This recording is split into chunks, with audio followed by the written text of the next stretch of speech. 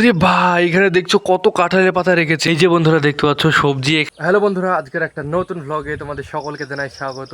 কিছুদিন আগে আমি তোমাদেরকে বলেছিলাম যে এখানে আমাদের একটা আলু গাছ আছে, যে আলু গাছটার আলু তোমার নিচের দিকে হয়। এই রকমই তোমার সেম একটা গাছ আছে যেটার আলু তোমার নিচের দিকে, অ্যাকচুয়ালি নিচের দিকে হয়, আর ওই আলুগুলো অনেকটাই নিচে গভীরের দিকে যায়, কিন্তু এই আলুটা তোমার গাছে ধরে। এই যে দেখতে পাচ্ছ এরকম করে এইগুলো, এইটা আলু, কিন্তু এই আলুগুলো আরো বড় বড় হবে, আর এগুলো গাছে ধরেছে। দেখো এখানে একটা আলু আছে, এই তো এখানে দেখতে পাচ্ছ একটা আলু, এর সঙ্গে এই তো এই জায়গাটা আছে আলু।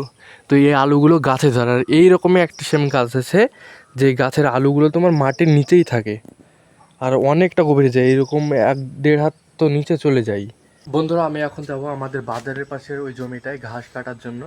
ঘাসগুলো বড় বড় হয়ে গেছে।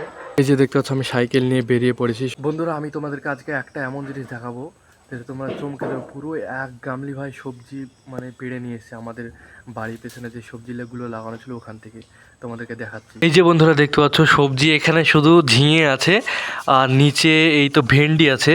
এগুলোই ছিল তোমার গাছে, আর নেই। তো এগুলোকে এখন ঝুড়িতে তুলি, দিয়ে ঘরে দিয়ে আসি। অনেকটাই তোমার আছে সবজি আজকে। ওরে ভাই, এখানে দেখছো কত কাঁঠালের পাতা রেখেছে।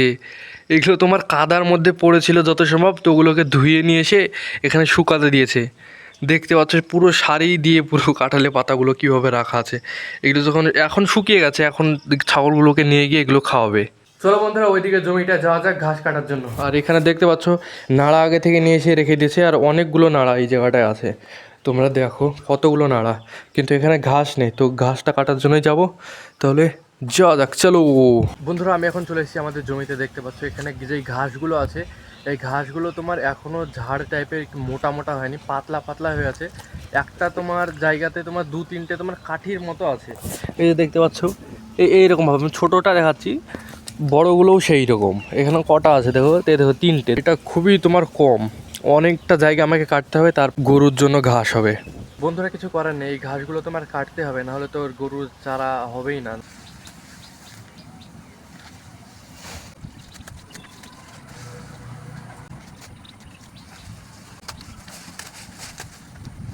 বন্ধুরা দেখতে পাচ্ছ আমার ঘাস কাটা হয়ে গেছে, আর আমি ঘাসের বোঝাটা আমি বেঁধে নিয়েছি। চলো এখন বাড়ি যাওয়া যাক।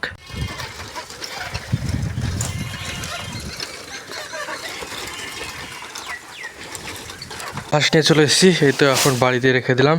এখন চারাগুলো করে নেব। বন্ধুরা, তোমাদেরকে যদি আজকের ভ্লগটা ভালো লাগে অবশ্যই ভালোবেসে লাইক করো, সাবস্ক্রাইব করো। মিলছে আর একটা পরবর্তী ভ্লগে, ততক্ষণের জন্য টাটা, বাই বাই।